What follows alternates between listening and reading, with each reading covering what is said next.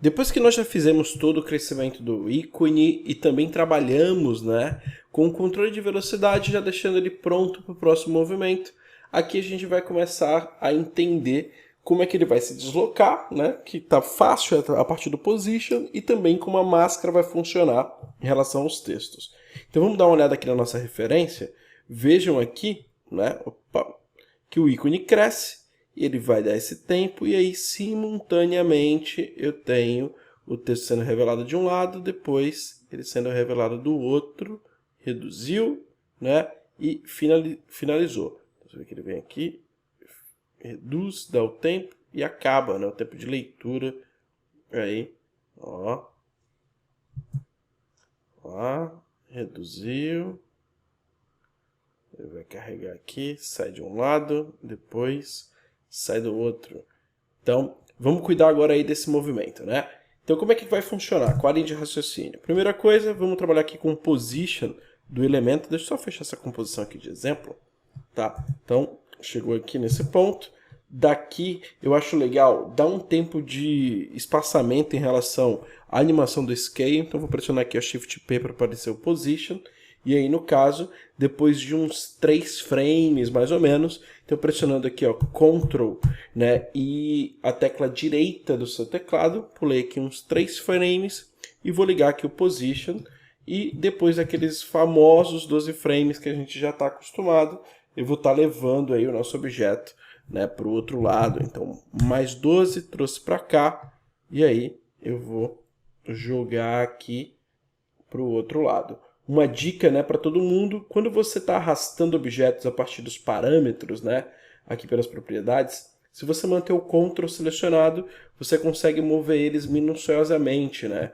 Porque aí no caso, se você faz a partir da tecla direto, você vê que o que aumenta ali só são as unidades, né? Mas é com o Ctrl pressionado, as casas decimais acabam se variando e tal, isso acaba ajudando bastante o trabalho. Então, no caso, chegou aí, né? Deixa eu só colocar ele aí na posição que me interessa e eu já tenho esse movimento.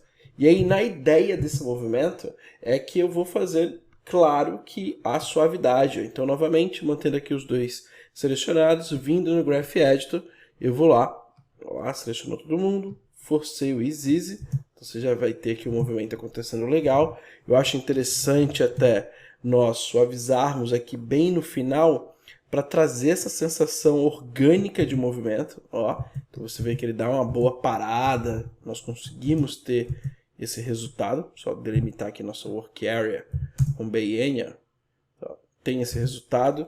Já acho aqui que pode ser mais suave no final e um pouco mais longa, então se acostumem também a estar expandindo a animação a partir do Graph Editor, certo? Que aí você vai, ó, já ter, ó, o resultado. Esse finalzinho já traz um controle interessante e a partir disso eu vou estar criando a máscara aí para estar revelando o texto, beleza? Então como é que vai funcionar? O trabalho com máscara é algo que precisa ser dominado desde a situação mais simples da animação, da composição em si dentro do After Effects, às situações mais complexas que envolvam, por exemplo, o trabalho com vídeo. Tá?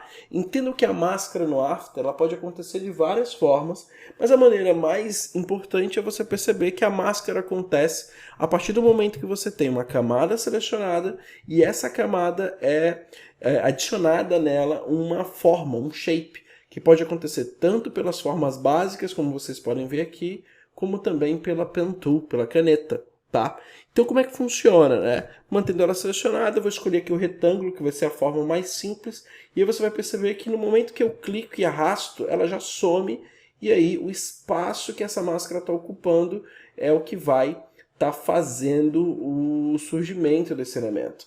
Aqui, como eu ainda não soltei a tecla esquerda, basicamente o movimento vai ser esse, ó. A máscara vai ter que ir fechadinha e vai crescer para um lado, né, tendo esse resultado. E aí aqui visualmente, se eu voltar para o resultado, não tenho nada. A máscara está aí, ou seja, está tudo sendo revelado. Se eu quero trazer essa sensação, né, de revelação, o intuito é eu entender o seguinte, que como essa máscara aqui no meu jogo de camadas foi adicionada na Layer 1, né, nessa Minimal and Elegant, tá? Você vai perceber que nas suas propriedades aqui, você tem uma adição da máscara, onde o nome da máscara aqui é mask1, certo? E nas suas propriedades, eu tenho essa propriedade aqui bastante versátil, que é o mask path. O mask path ou path, né, que vocês vão ver também esse tipo de recurso quando nós formos trabalhar com animação de shape em si, é a propriedade responsável em dizer o posicionamento das formas, ou da máscara, como é o nosso caso, como também a estrutura visual dela, né? A estrutura física que essa máscara vai ter. Então imagina aqui o seguinte, né? Vamos dar uma viajada aqui agora. Então, tirando aqui o zoom, nesse intervalo de tempo, tá? Que é feito position, nesse espaço aqui, eu vou estar criando os keyframes do mask path. Então, exatamente nesse ponto, eu vou lá, crio aqui esse primeiro keyframe, e lá no último keyframe, então pressionando a tecla K, tá? Eu vou navegando keyframe por keyframe para a direita, a tecla J, ela retrocede keyframe por keyframe, tá? Isso acaba ajudando bastante o nosso trabalho. Eu vou vir aqui no canto e vou estar repetindo esse keyframe. Para quê? Para que nesse primeiro keyframe aqui, eu pegue esse objeto, essa máscara, e com a ferramenta de seleção, ao dar duplo clique, eu tenho aqui o bounding box, a caixa de seleção, e eu possa estar reduzindo aqui essa máscara para que esse objeto não seja visível. Dessa maneira, eu vou ter aqui, ó, a animação desse elemento acontecendo de uma maneira muito tranquila. E outro ponto legal para você entender é o seguinte, que não necessariamente, por mais que eu tenha tomado como referência aqui, né, esse movimento e tal, eu não tenho esse keyframe aqui embaixo acontecendo no mesmo tempo que o de cima. Porque esse elemento está vindo de trás, né? Ele não está ocupando exatamente o mesmo espaço. Então, se nós corrermos aqui frame a frame, até o momento que essa barra chega, esse primeiro keyframe aqui ele precisa estar posicionado nesse ponto, para que aí sim eu tenha o movimento acontecendo. E outro ponto que é legal você entender é o seguinte, por mais que chegue aqui e eles tenham o mesmo término, obviamente, né, eu tenho que ter a mesma suavidade.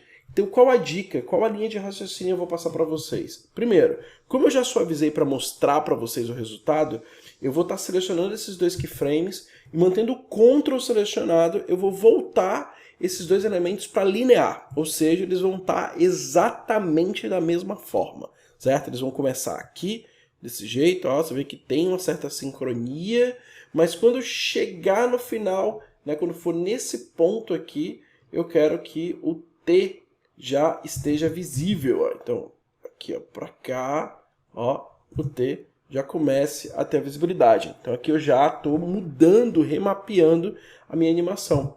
Porém, está tudo linear. O que eu vou fazer? Eu vou manter esses 4 keyframes, esses dois pares aqui selecionados, né? Então você vê a propriedade aqui em cima e a propriedade embaixo também aqui, né, ativas. E quando eu entrar no Graph Editor, quando eu selecionar todos eles, eu vou lá e faço o Easy. Então ambos aqui, ó, eles já têm a mesma suavidade.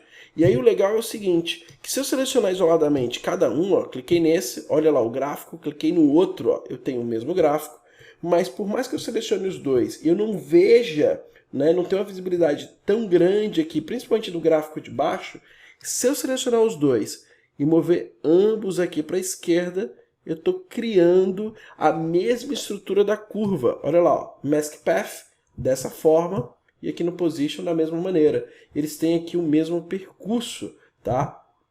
E aí eu já consigo trazer esse resultado e esse desenvolvimento bastante similar, beleza? Então, ó, trabalhou dessa forma. Vamos chegar aqui, ó, do mesmo jeito. Selecionei aqui o de cima com o Ctrl para ver os dois. Selecionou, ó, reduziu aqui, deixar bem mais suave. Aqui eu vou suavizar um pouco o início. E aí, esse movimento, ó, já está bastante descrito aí pra gente. E aí a gente pode cuidar em fazer o próximo movimento. Beleza? Então, aqui eu vou parar por aqui, né? Vou deixar somente essa linha no próximo vídeo. Eu vou estar fazendo a segunda linha para que a gente possa trabalhar bem e tal. E aí a gente já parta para o entendimento do acréscimo de propriedades na camada de texto. Como você trabalhar com animadores externos e tal, para que vocês percebam que é a animação do transforme de uma camada composta com máscara e também a animação de objeto direcionado. Beleza? Então, Então, espero que vocês tenham entendido. Qualquer dúvida, joga aqui na plataforma, me procura nas redes sociais. Eu sou o Marcos Cropalato. E é isso. Um abraço.